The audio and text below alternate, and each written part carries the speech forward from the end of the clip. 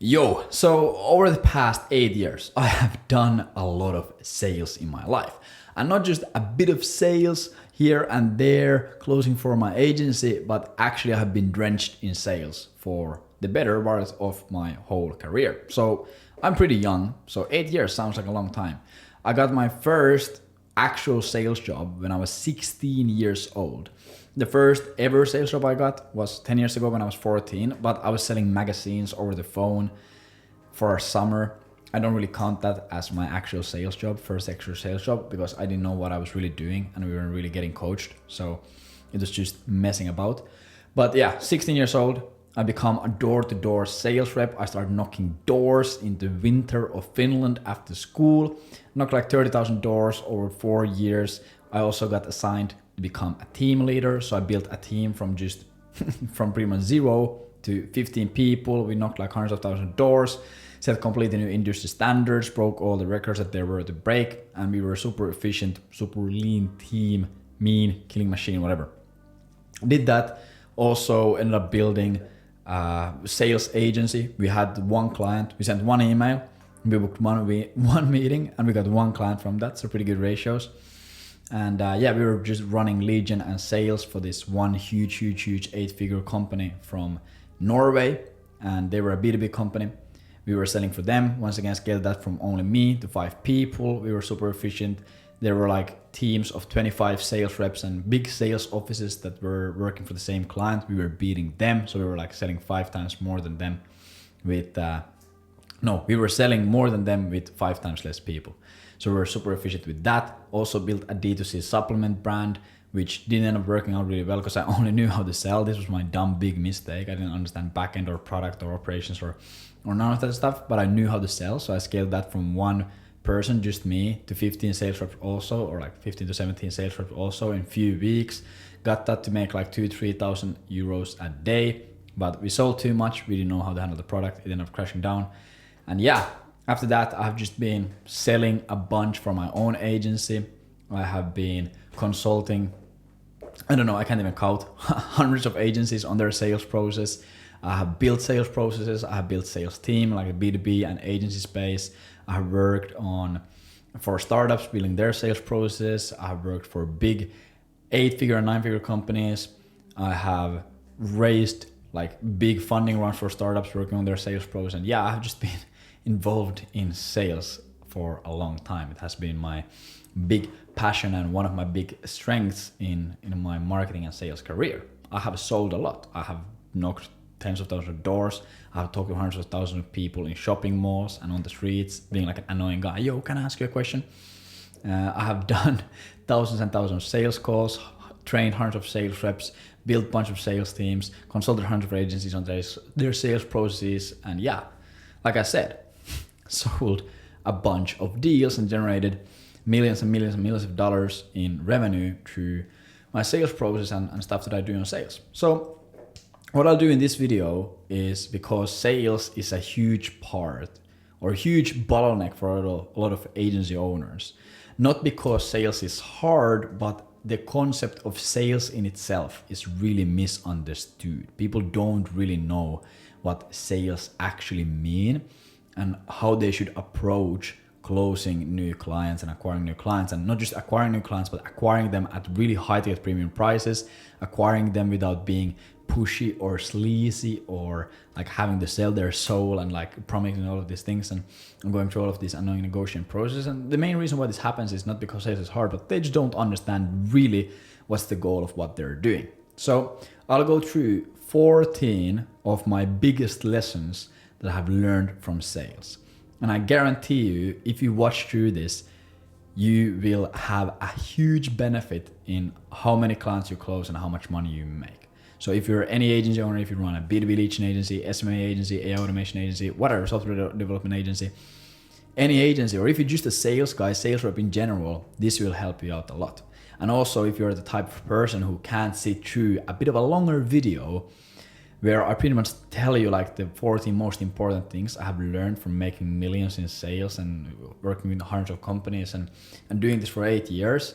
If you can't sit through that because you have such an urge to go to TikTok or go to do something else, I have to break it to you. You probably will struggle with your business. So you probably are just better doing something else, like watching conspiracy theory TikToks or something. I don't know what you do. But yeah, it's gonna be super great. And this video is gonna be really raw, straight to the camera, just talking head. I'm not gonna have any fancy edits. I'm not gonna have whiteboards or slides or Google Documents, because it will make a lot of sense a bit later on when I go through one of the points. But yeah, it is just pure advice for you how to make more money with your agency through better sales. So jumping straight into the point number one, and one of the best points and one of the biggest lessons that I've had in my sales career is, and this is gonna hurt a lot of people, but flashy tactics aren't the thing that matters in sales. A lot of people, especially now in this day and age when high ticket closing and this stuff is becoming way bigger, and there's all of these different sales things. There's the doctor frame, and there's this NEPQ, and there's all of this, like you go read Jordan Belfort's book and you learn all these fancy like lines, and you learn all of these fancy objection handlers from these like sales guys and these pre-practice scripts. It's really easy to fall in the trap of thinking that, okay, these flashy tactics and these gimmicks and these really like sleazy sales tactics are the thing that is going to set me apart. But it's not.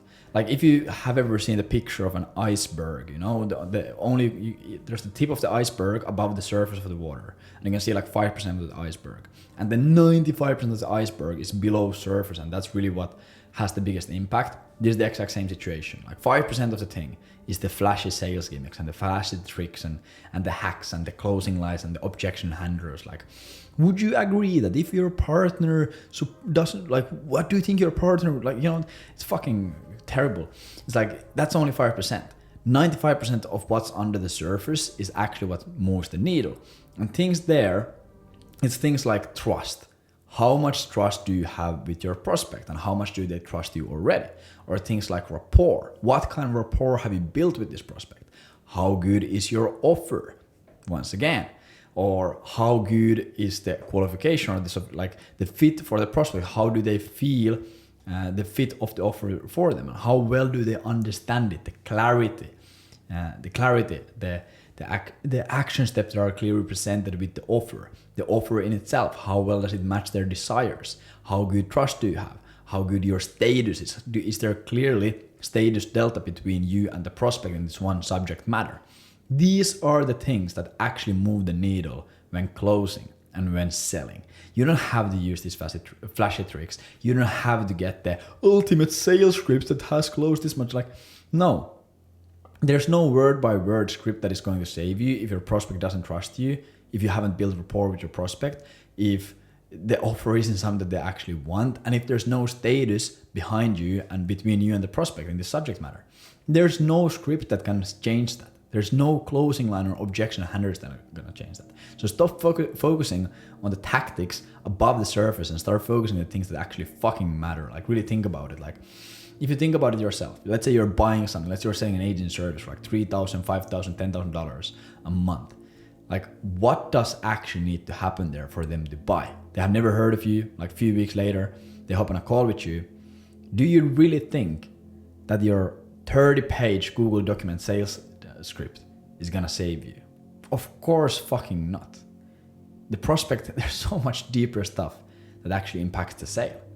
Of course, sales scripts can be really helpful, and all of these things can be really helpful, but you learning some new NEPQ closing doctor frame thing and asking this, okay, how do you think your family feels about your business not thriving, and you know, like, how would this impact this? But no, it's not. Yeah, you can build rapport through that, but it's not gonna be the thing that moves the needle. You can't fix a fucking broken sales process by reading a script.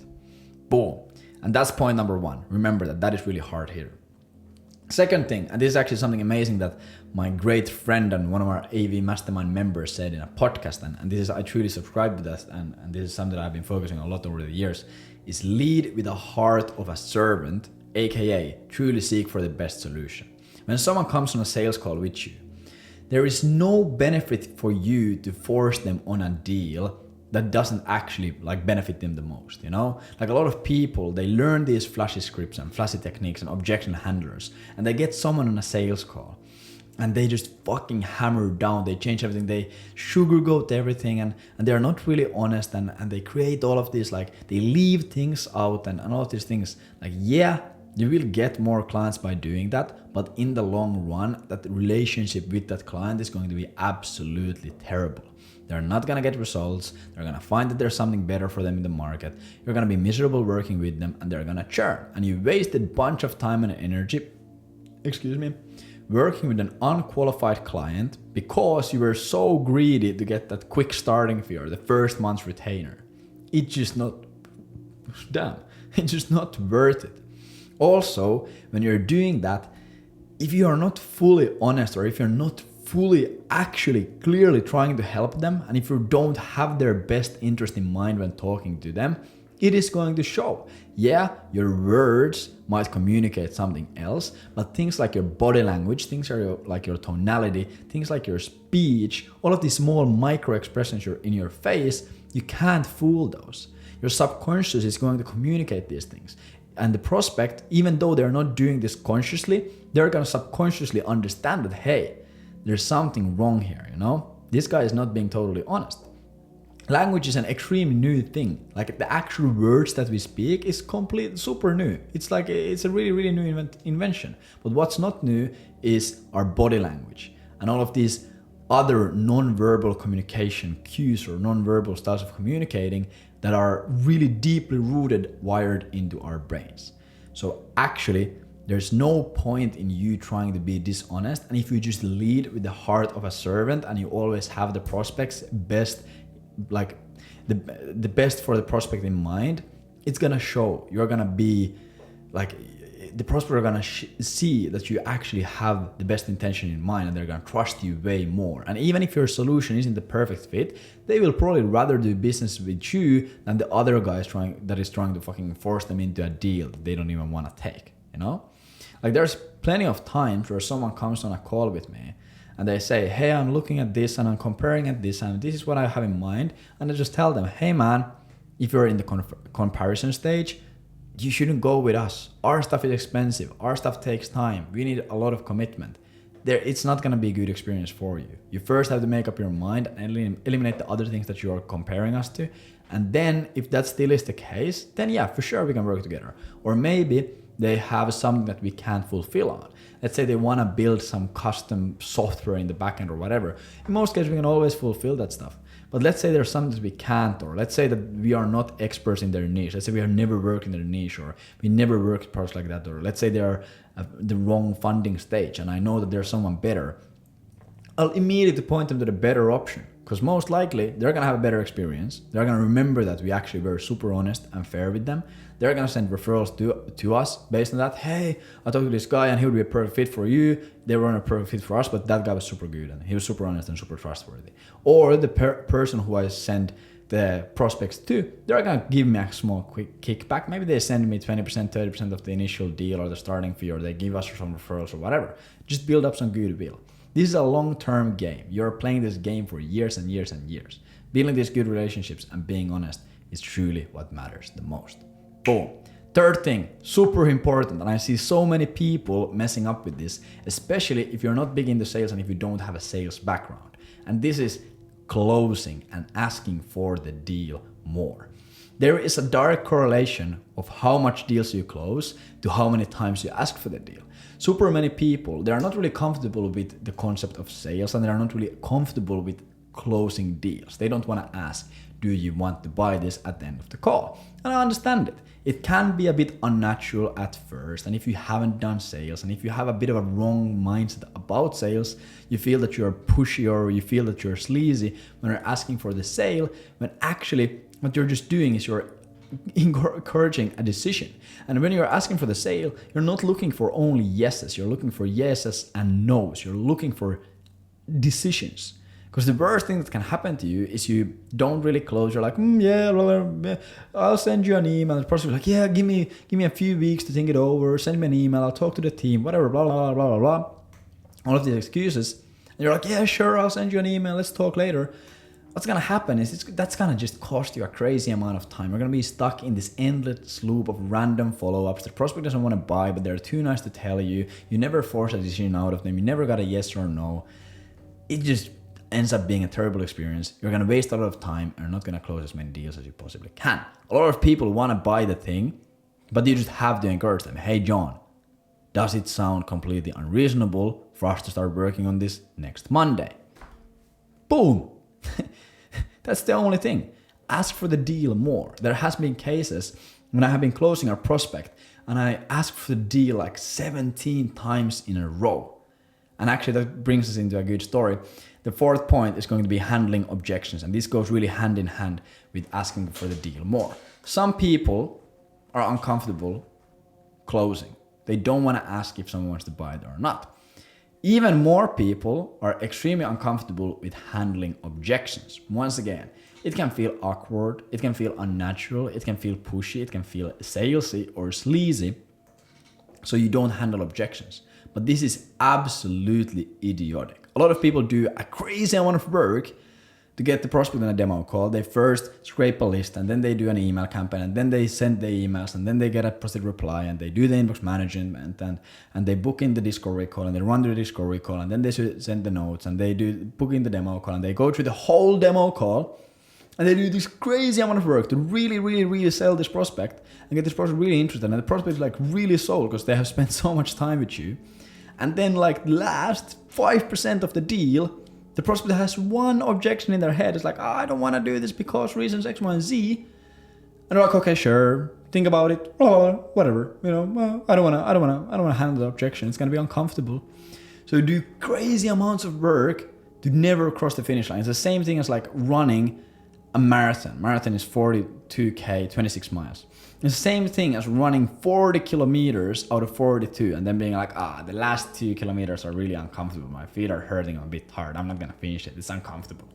The same thing goes with objection handling. The objection handling is such a key thing. When people go through the demos and the discoveries and the pitches and your presentations, they're gonna have some questions. Naturally. It's just natural. The likelihood of you actually being able to cover everything in their mind and answer all the questions in their mind with your pitch, super slim. They're probably gonna think about something. Is this GDPR compliant? Will this damage our brand reputation? How does this work? How does that work? What if this? What if that? Bam, bam, bam, bam. What if we already have this? What if we already tried this? We heard this about this, you know? In a lot of cases, people have these questions in their mind and these objections in their mind. And they're really simple things that you can answer in a heartbeat. But because us humans, we're always trying to protect our status, we never want to look dumb, your prospect doesn't want to ask about it in case he might sound dumb. So you have to like really dig through this. The prospect says, no, let me think about it.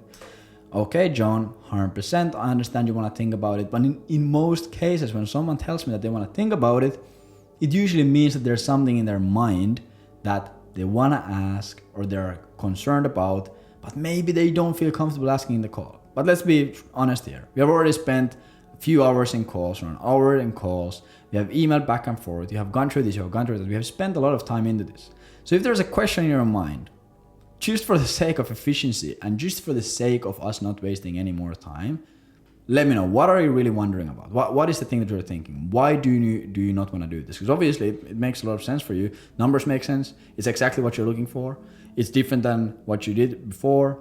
This is clearly like we have a lot of proof that we can get you from A to B. What is it on your mind? Like, I'm really worried that doing cold email is gonna damage our brand reputation. Okay, John, 100%. I agree. That is a normal concern for any self-respecting business owner to have. But actually, boom. Actually, it's better because it's not as pushy and blah, blah, blah, you know? Objection handling. And then every single time when you handle an objection, you ask for the deal again. Okay, amazing. Now that that's out of the way, you want to start doing it on Monday? You want to hop into it Monday? You want to book an onboarding call for Monday, 2 p.m.? Boom, let's go. People hate making decisions. No one wants to make a decision because what if they're wrong? What if they make a dumb decision? And the reason why they're afraid of making a dumb decision, maybe they are going to look dumb in front of their friends or their coworkers or their family. Maybe they're going to feel dumb themselves. Maybe they are afraid that they're going to get scammed and everyone's going to laugh at them. Of course, people hate making decisions. It's way easier not to do anything and just lay back and just accept the problem that you have. It's easier for us humans. So you need to push people. You need to help them make decisions, even if it's a negative one. You don't need to get a yes. You just need to get a yes or no. You need to get a decision. Maybes are for babies. Bro, what a bar. But yeah, you don't want to get maybes. It wastes a lot of time. Ask for deals more and handle objections. Trust me, that alone will 2 to 3x the amount of deals that you close if you're not doing it right now. So many of the agencies that I consult, I watch through their sales recording, I talk to their reps, I look at their CRM, boom, no objection handling, no closing. We fix that, immediately 2x increase in conversion rate. My job is really easy at that point. Then, point 5, 50% of the sale is already made before the call starts. A lot of people put crazy amount of effort into the sales call, which is understandable because it's usually there's a lot of things to optimize. But what a lot of people don't understand is, let's say you go to 10 calls, 20 calls, 30 calls, and you're not really closing, you're getting a lot of objections, people are not trusting you. There's, let me talk to your partner, let me do this, let me do that, let me talk to the reference, blah, blah, blah, blah. They give you a bunch of objections really hard. People don't really want to buy it, they don't see the value. So you naturally think, there's something wrong in my sales presentation, there's something wrong with this, there's something wrong with my discovery call, there's something wrong in my actual sales calls. But in 50% of the cases, the problem isn't in the sales call, and probably in more cases. The problem is in everything else. Your headline, your digital footprint, your case studies, your sales letter, the materials and content you have outside, the cold email that you sent, the framing that you sent, the level of awareness and sophistication you're targeting, the titles that you're targeting. There's so many things that has to align before the sales call even starts for it to close. In a lot of cases, like 50% of the sale is already either done or lost before the call even starts. Of course, optimize your sales process, but don't forget everything else that comes before it. Usually the things, like there's also always cause and effect. Usually the things that cause the effect are happening before the call. So look, are you targeting the right decision maker or the right title? Can they actually make the decision? Are you targeting the right industry? Are you explaining your offer in the right sophistication? Is there digital footprint? Or what happens when they Google your name? What happens when they go to their LinkedIn profile? Is there a video sales so that they can already educate and nurture themselves on before the call? There's a lot of things that you can do to drive the deal closer to home before the call even starts. So the call is just a small percentage of the actual closing procedure. Don't forget that. Number 6, really, really big key, and this took me a long time to realize, unfortunately, but it's don't be afraid to give away the quote-unquote secret sauce, because people buy implementation and certainty. A lot of times I review a sales call, and I have made this mistake myself as well. You review a sales call, or you hop on a sales call, and the prospect is asking you specific questions about your mechanism achieve transformation. They're like, how do you do this? How do you do that? What does this look like? What tools do you use here? Where do you scrape your leads from? How do you set up your domains? What kind of call to actions you use? How many days you warm up your domains? Whatever. How do you write your ads? What is your ad account structure? Whatever. And you think, I don't want to tell this guy because then he doesn't need to buy from me and he's just going to do it himself. But if he was actually looking to do it themselves, they probably wouldn't be in the sales call. They probably would already be figuring out. They probably would have already figured it out. The reason why people buy services from agencies is because they don't have the time, resources, or motivation to figure it out. That stuff is hard. Imagine you're like a CEO of a business, let's say doing $1 million a month. You are busy. You have a lot of shit to figure out already. There's no way that you're going to start building another team to figure something out, to figure out the cold email or whatever. They buy the implementation. They buy the certainty. Because when you are the expert who delivers the results, then maybe they could copy and paste and do it themselves. But there's no certainty because they have no data. They have no past experience. They don't know what the nuances and what works and what not. They don't trust themselves. Like some of my easiest sales calls ever have been cases where a company comes up to us like, hey, we are running cold email campaigns and this shit ain't working. What should we do? Can you help us out? And I tell them, okay, pull up your Instantly or Smartlead or back in the day, Lemlist or Mailshake. Pull that up and show me what your campaigns look like. And then they show the campaigns and they're absolutely horrible. They're terrific. And I see, of course this is not working. If you change this, and if you do this, and if you write this, and if you actually use this CTA, and if you change this, and if you change this, and if you go and scrape your leads from there, and I literally just fix the campaign in front of their nose. In that situation, it would be super easy for them to say, okay, yeah, thank you, and just go run the campaign themselves. Of course, there's a bunch of other work to do. But what that does, it just shows competency and it just shows trust. And because these people are busy, they are not gonna do it themselves. They want you to hire. They're like, okay, boom, you were able to fix this campaign in 5 minutes in a call, and you gave really good logical reasoning why this is the way to actually do it, and you clearly know what you're doing. Yes, please, we want to work with you. Don't be afraid to give away the secret sauce. People don't pay for the sauce, they pay for implementation in most cases. Then number 7, super easy, more of a tactical thing. Always have the next call booked in your calendar. So many times someone comes up to me and they're like, yo, Leevi, I have this prospect. And they told me they were super interested. They told me they want to do it. But now when I'm reaching out to them, they are ghosting me. I'm not getting a response back. What should I do? I'm like, okay, do you have a next call booked in the calendar? No. Boom, the deal is dead. Always, no matter if the first or the second or third or 8th call that you have with the prospect, always before ending a call, book the next call in the calendar. Let's say you're in a demo call and the prospect tells you, yeah, we have to think about it. Yeah, we have to talk to this person, or we have to see this thing, or we have to wait for this thing. They give you an excuse. And for some reason, you don't handle it right there and then. Or maybe you are not successful handling it. Sometimes I handle an objection and I just don't handle it correctly. And I still suffer from the objection, Someone tells me I have to talk to my partner and I can't handle it. That should, by the way, be a pre-handled objection. It shouldn't happen if you have your sales process correctly done. But I mess up handling it. And I'm like, damn, I didn't pre-handle this objection. I'll have to suffer. Even if that happens, book in the next call. Okay, John, 100%. Talk to your partner. It's probably not going to take you more than 3 days to do that. No, it's not. Okay, amazing. Let's book a call 3 days into the future. Does 2 p.m. work? Boom! You have the call. And the deal stays alive. Because then there's always the next benchmark. And let's say 3 days later, you go to the call and like, yeah, this is really interesting to us, but we actually have this funding round that we have to finish. Okay, amazing. It's probably not going to take you more than 3 weeks to finish the funding round, right? No, it's probably going to be actually faster, probably 2 weeks. Amazing. Hey, let's get the call booked in 2 weeks in the future and let's make a decision on this call if we're going to do it or not, right? Boom. So you always have the next call set in the calendar before the call ends. Guaranteed, if you do this, you're going to have less people ghosting you, you're going to close more deals, and you're going to save more time in doing follow-ups that lead to nowhere. It's pointless to send follow-ups to oblivion space, blah, blah, blah, blah. Then the next thing, really important, price your service as high as you're comfortable with. So a lot of people always ask me, Leevi, how should I price this? How should I price that? This is the situation. What should be my pricing? And yeah, of course, there always has to be logic behind your pricing in terms of the ROI. If someone is selling $1,000 a month service and you can get them 3 clients a month, you can't you can't be charging them like 20K a month. It doesn't really work out. But you know what I mean. When you're talking starting fees, retainers, rev share, the best pricing is as high as possible. Not just because of your selfish reasons, of course. If you think about it selfishly, yeah, 100%.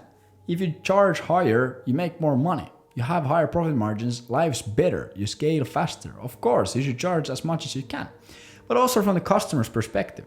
A lot of people don't realize, but at least from my point of view, it's ethical to charge as much as you can, or charge at least really high prices. Because let's say you have a client and they haggle you down, they negotiate your price down from $2,000 a month to $500 a month. And all of your other clients are paying you $2,000 a month. You have 5 clients, they all pay you $2K a month, and then you bring on 6 clients, they pay you $500 a month. Yeah, on paper, this client got a great deal. They're paying 25% of the original price. That's great. But also what's going to naturally happen, and just from a natural business perspective, you're also going to put 25% effort into them compared to other clients. It just doesn't make logical sense for you to focus on this client as much as you focus on the other clients.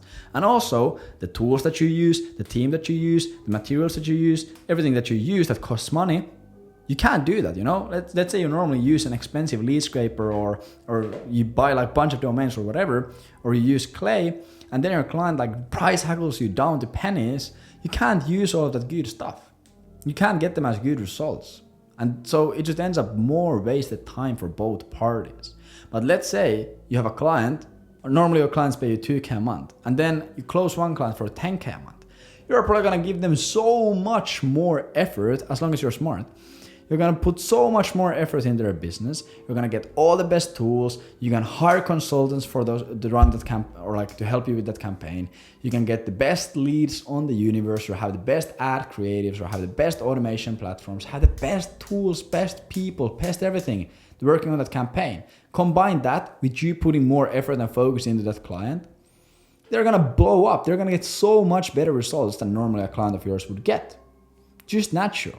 So as long as the company isn't completely broke and like in times of desperation, like charge as much as you can, as long as it makes sense. Don't scam people. Be ethical about it. Be smart about it. People are gonna find out if you charge like completely unreasonable fuck you prices. But charge as high as you can. A lot of people have their own comfort number. Like in a lot of cases when we consult, for example, lead generation agencies on their pricing. There might be a lead generation agency and they have an offer and they charge $2,000 a month for it. And then you have a lead generation agency and they have the exact same offer and they can charge $4,000 for it. Same closing rates, same everything. The only difference is that the person who's charging twice as much, they just have a higher level of comfort with charging more money. Maybe they have sales experience, maybe they have business experience, maybe they just have a different relationship with money. They're like, yeah, of course this should be 4Gs. When the other person is like, I don't know if I wanna, 2,000 is a lot of money, you know? So the only thing is really your certainty and your level of confidence and comfort in that you're able to deliver an ROI for that investment. If you truly believe that, hey, I can fucking make these guys 100K every month, of course you're gonna charge more. So yeah, don't charge a lot of money if you're trash. Like if you don't have a good service and you don't know how to deliver results to your clients, of course don't charge a lot of money. That would be idiotic. But this is more so for the people who know what they're doing and they're getting results for their clients. Boom. Then next one, if you give discounts, always a reason behind it. Never give a discount just for the sake of giving a discount. If a prospect says, okay, let's say your price is 5,000 a month. They're like, okay, can we do this for 4,000 a month? And you're like, yeah, sure. That immediately loses the whole frame of your pricing. And like it just shows that your price is like completely pulled out of your ass, and it's just like all the credibility behind your pricing and your agency and your sales process is lost. The person's like, fuck, I should have asked for more. They probably would have done it for cheaper. These guys are just charging as much as they can. Fucking sleazy cunts, you know? They don't understand why you're charging more. They don't understand that you want to get them better results. They don't want to understand. They don't understand all of these things. They just see it from their side. Okay, I negotiated 1K a month discount, 20%. I probably could have got them more. So there always has to be a reason behind discounts. Okay, sure, we can do this for 4,000 a month, but then we are not going to do this. Or we're going to send less volume. Or you have to do this yourself. Or we're going to start a bit later. Or you have to pay 3 months in advance. Or you have to do this. Or you have to do that. There always has to be a reason behind a discount. Otherwise you destroy your credibility and you're going to look like a fucking asshole. Boom. 10. Record all your calls and analyze them. Painful, you know? If you're anything like me, you hate watching your sales calls. Nowadays, I don't hate watching my sales calls anymore, but a few years back, when I started really rigorously doing this and analyzing my own calls and conversations, I hated doing it. It felt fucking weird. It felt cringe. I was like, I'm messing up so much. But nowadays, I love it. Obviously, I've gotten a lot better, so it's a lot easier. But yeah, analyze your, like the same way, NBA players or NFL players or NHL players, whatever sport players, you know, they analyze their game tape. They look at the film, they look at the match they played, or they look at their practice footage and they're like, okay, you messed up here, you messed up here, you messed up here, you messed up here, you could do this better, this was really good, this worked really well, do more of this. It's the same thing with sales. Record all your calls, watch them back, and you will spot like a million mistakes. And here, like a big thing here is really important. Write down all the mistakes that you made, but fix them one at a time. What a lot of people do is they have their sales call analyzed and someone tells them, yeah, there's 10 mistakes that you do in every single sales call and these are costing a lot of money. Then they go to the next sales call and they're able to fix all of these 10 things at once. So their sales call ends up becoming a huge mess. It becomes like a fucking cluster fuck because you're changed the whole process. You're not used to it at all. And there's like, you're trying to fix 10 things at once. You're like not focused and you're like just thinking about these 10 mistakes and you're like, it just doesn't end up well. So always fix one thing at a time in your sales calls. That way you are actually able to do it well. And then when you have fixed one thing, start focusing on the next one. Boom. 11th. This is big. This is big, especially once again, this is one of those things that has emerged, has come a really big problem as the high ticket closing sales industry. I think it's a great industry. I think it's a great gig. If you ever want to learn sales, I think it's great. But I see this a lot. Number 11 is cut the fake energy. It is cringe and it's sleazy. People can spot it. If you remember what I said about body language and non-verbal communication, this is gonna destroy you. A lot of people, they watch a sales call recording from some really high energy person. You know, there's different types of people who sell. Some people are really laid back. Some people are really like sophisticated, really serious. Some people are funny and upbeat and high energy.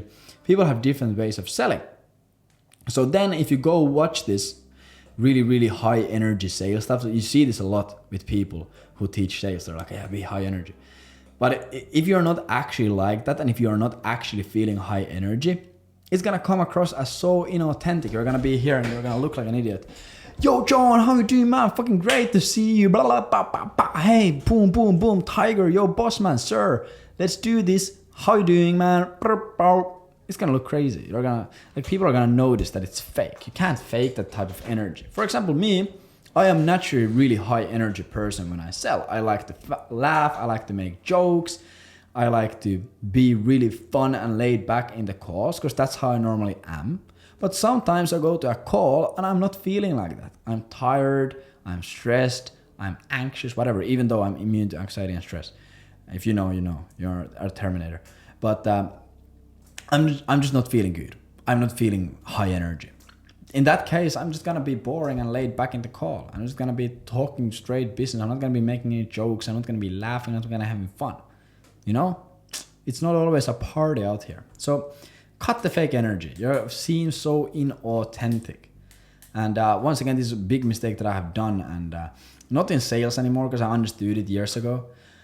But I did, for example, when I started doing YouTube, I saw all of these other YouTubers being like super high upbeat, and they were like really intense, and they're like reading from their teleprompters, and they were just really fake. They were not their own personality at all, you know? It just doesn't seem right. You can spot this. If you go back to my old videos, like a year ago, you can spot this.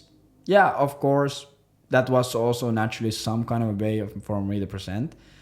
But I made that mistake already then, and I didn't just connect it. I was like, damn, this is not me, and people can probably see it. I don't feel good about watching these videos. Why would anyone else? So that's why we are here talking raw, straight to the camera, and just yapping.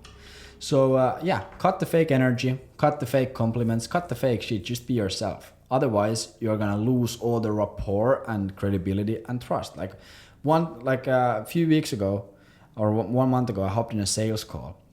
For this one thing that I wanted to buy, and the sales guy there, like, the company was great, their VSL was great, their offer was great, everything was great, but the guy was just so fake. He had clearly watched some sales trainer videos or something, like, just before the call, like some sales motivation, like Wolf of Wall Street shit, and he had this crazy character on that he was trying to play. He was really, really upbeat and smiling, but he wasn't smiling with his eyes. He was just smiling with his mouth, meaning that it's a fake smile. Trying to make these funny jokes and these like really cringe jokes that you like read on LinkedIn. It's fucking terrible. Yeah, just like I just felt really, really weird for the whole call. And I told him, yo man, really, really would love to buy this, but I think I didn't have a great call. But if you ever have anyone else, I would gladly talk to them. So yeah, cut the fake shit, be yourself. 12th thing, once again, really, really good stuff. And I learned this like 7 years ago, and this is something that I still use. And I don't use this only on sales letters, on sales calls. I also use this on sales letters, so like copywriting. I use this on my cold email, like inbox management. I use this in just everyday communication with people who I communicate with. And it's assumption. Always assume the prospects wants it, because this way you're always communicating from the frame of, okay, of course we do it. Like when you're asking for the deal, instead of asking, hey, do you want to buy it? You can just say, okay, amazing. So the next thing we're going to do is we're going to just book in the onboarding call. So would 12th of September work for you? Boom. Like, you're not asking if they want it. Of course they want it. Of course they want it, you know? Why wouldn't they want it? This is perfect for them. Anyways, John, any questions you have before we get started? You know, you haven't even fucking asked if they want to buy it. Of course, because you assume that they want it. Super powerful. A lot of people, when you have the assumptions framed, they're like, yeah, that's true. I don't really have any questions. I don't really see any reason. And this guy clearly doesn't see any reason why I wouldn't buy this. So yeah, let's go with it. It's like they're going to feel just the momentum of you just assuming it. Really good. 13th, and this is the second last point. Don't speak, listen. Age-old sales thing. But so many people do this. They watch Wolf of Wall Street, they watch this or that, whatever. And they think sales is about speaking, that it's about your speech and these tactics and these scripts and high energy and articulation and all this stuff. But sales is not about speaking, it's about listening. A good way to demonstrate this, or a good way to drive this home is, I can't remember in what university this study was made, but there was this study in the US in some really, really cool, good university. They created an automation, but this is years ago. They created an automatic robot to analyze sales calls and just from listening to the sales call, or like the first 80% of the sales call, it could tell you with a 97% accuracy if the deal was closed or not. Just by, even though it didn't hear, the robot didn't hear if the deal was actually closed. It didn't hear if the prospect said yes or no. But it was 97% accurate. It went through hundreds of calls and it always knew, okay, this prospect bought, this prospect didn't buy, before the actual close even happened.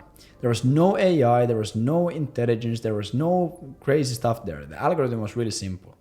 And the algorithm that the robot had was how much did the prospect speak versus how much the sales guy spoke. And the algorithm was, if the prospect spoke less than 70% of the time, it probably didn't buy. So there always is this 30-70%, like 70-30 rule. You need to speak 30% of the time, prospect needs to speak 70% of the time. People love talking about themselves. So first of all, just generally in life, when you communicate with humans, if you want someone to like you, if you want to build rapport and trust and have good charisma with the person you are trying to talk to, ask them questions about themselves, about their business, about their life, about their problems, struggles, fears, dreams, aspirations, goals, all these things, and have them talk 70% of the time. And after the conversation, they're going to think, yo, what a nice dude. I really enjoyed this conversation.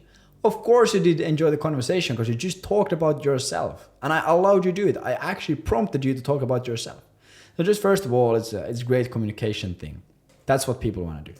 Second thing, if you're always speaking, the prospect is going to zone out. They're going to feel that you're actually not there to help them out. They don't think that you have the heart of a servant. And you don't gather any data or any ammunition or any like tailored points that you can use to actually tell the solution. Like, you can't just cookie cutter sell just out of the box this thing like the same way to everyone. People are different personalities. People need different things. They have different pain points. So you need to learn those pain points. You need to understand what they actually desire and what their goal is and what their pains are right now and what they failed in the past and why do they want to buy this thing in the first place. So you are able to sell it to them. Otherwise, it's never going to resonate. So don't speak, listen. There's a bunch of good sales platforms and a bunch of good like AI note takers and shit. For example, read.ai is going to show you exactly what is the percentage that you spoke in the call compared to what is the percentage that the prospect spoke in the call. Make sure it's 30-70. 30 you, prospect 70. And the last thing, really tactical, but super important. Track your numbers and use a CRM. The reason why tracking your numbers is so important is this lets you know your ratios. And ratios are money because it brings in hope and faith in your process. And it's also a way to predict what's going to happen in your life. So what I mean by this is, when I was knocking doors, this was like my first winter of knocking doors, the first like 3-6 months. My boss told me, track all your numbers. And the reason for this is, then you will know how much money you make for knocking on each door. And I was like a bit confused. For some reason, I didn't understand this concept back then. I was dumb, I was 16, I was naive. But what I realized is, if I knock 100 doors, and from these 100 doors, I make 4 sales on average. So every 25th door that I knock, I make a sale. And if I get 30 euros per a door knocked, that means that every single, if I get 30 euros per deal, it means I make 120 euros on average for every 100 doors I knock. And then it means that every single door I knock, no matter what happens at that door, I make 1.2 euros. 1.2 euros for every single door, no matter are they home, do they tell me to fuck off, do they tell me that they already have a competition solution, or are they interested? No matter which one of these happens, I make 1.2 euros. So then it's really easy. Okay, I want to make 100 euros a day. Boom, boom, boom, boom, boom. I knock 100 doors. And then someone tells me to fuck off. They open the door. They're like, get off, asshole. Don't disturb me. It's Friday evening. What are you doing here? Go home, kid. Boom, 1.2 euros. I knock on the next door. No one's home. Boom, 1.2 euros. I knock on the next door. Someone's like, this is really interesting, but I want to buy. Boom, 1.2 euros.